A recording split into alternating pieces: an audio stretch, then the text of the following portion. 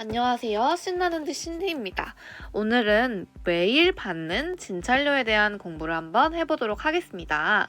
진찰료 같은 경우는요, 기본 진찰료와 외래 관리료로 나눠져 있습니다. 그래서 기본 진찰료 같은 경우에는 병원을 관리하는 요고요. 외래 관리료는 저번 시간에 배웠죠. 처방전과 관련된 금액입니다. 그래서 진찰료는 기본 진찰료와 외래 관리료로 구성되어 있다. 먼저 초진입니다. 초진은 우리 병원에 우리 원장님한테 진료받은 적이 없는 환자를 초진이라고 합니다. 그래서 신환이라고 하죠. 해당 상병이 진료가 종결된 후 30일 이후에 동일 상병으로 왔거나 아니면 다른 상병, 새로운 질병으로 내원했을 경우에 소진료를 산정을 할 수 있습니다.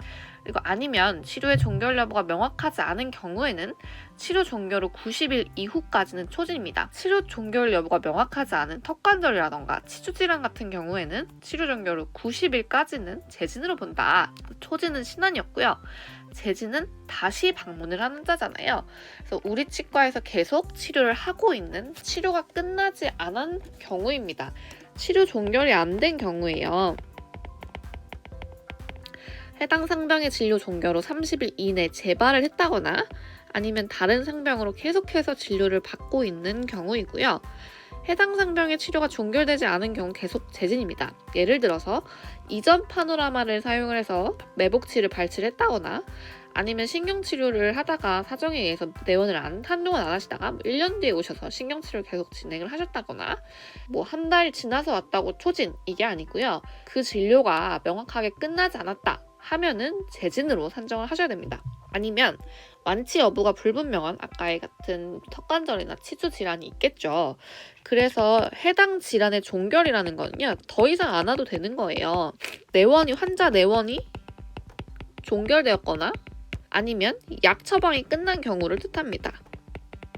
끝난 거예요. 이제 안 와도 되는 겁니다. 다음은 기본 진료료입니다. 그래서 이게 뭐냐면요, 이렇게 초진 아니면 재진 요만 받을 수 있는 경우예요. 우리는 보통 진찰료와 함께 행위료, 재료대도 받고요. 요거에 대한 가산도 받고 5가지 항목으로 구성되어 있습니다. 이거는 이제 앞으로 차차 공부를 해보도록 할 거고요. 그래서 이게 시험에서 문제로 굉장히 많이 나옵니다. 초진료 또는 재진료만 산정할 수 있는 경우요. 왜냐면 케이스가 다양하잖아요. 다양한 만큼 지문으로 많이 나와요. 그래서 하나씩 볼게요. 먼저 진찰 또는 상담만 진행한 경우예요. 아직 계획이 없는 거예요. 치료를 우리 병원에서 진행을 할지 안 할지. 아니면 구내암 연고도포를 했을 경우에는 연조직 처치의 경우에는 기본 진료료로 산정하실 수 있습니다. 그리고 치은염 발치 전에 통통 감소를 위한 드레싱이라던가 약 처방만 진행했을 경우 아니면 치수 냉온 검사, 개폐후 검사, 치아 동요도 검사를 시행한 경우에도 기본 진료료입니다.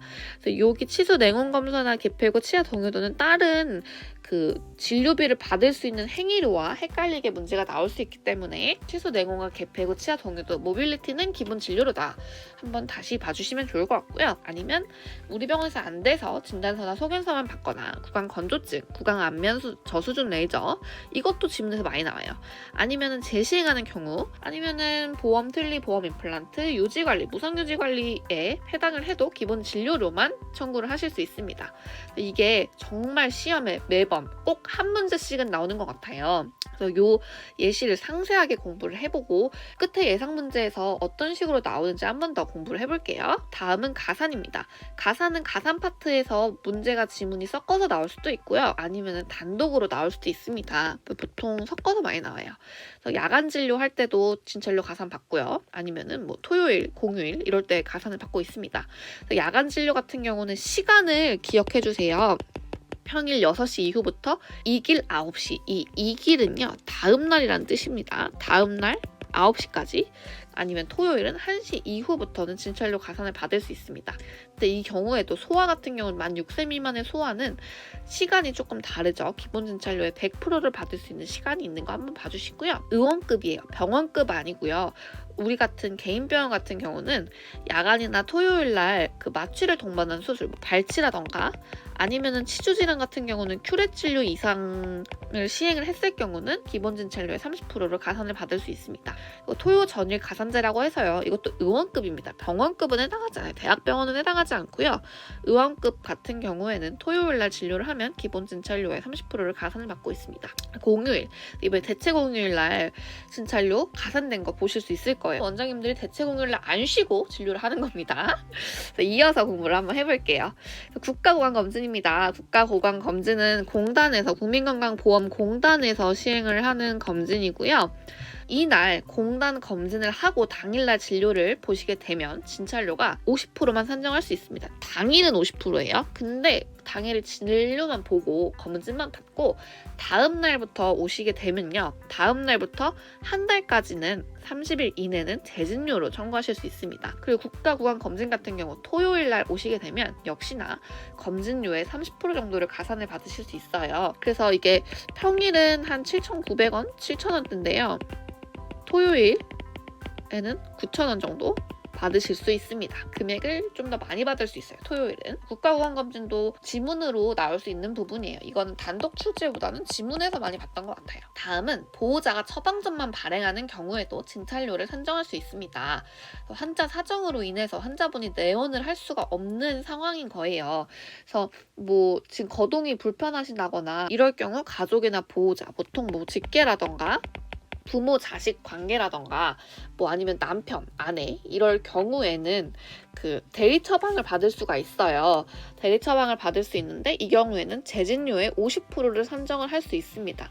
근데 이럴 때는 무조건 다 대리 처방이 가능한 건 아니고요. 환자 거동이 안 된다거나 아니면은 같은 약을 계속 받고 있다거나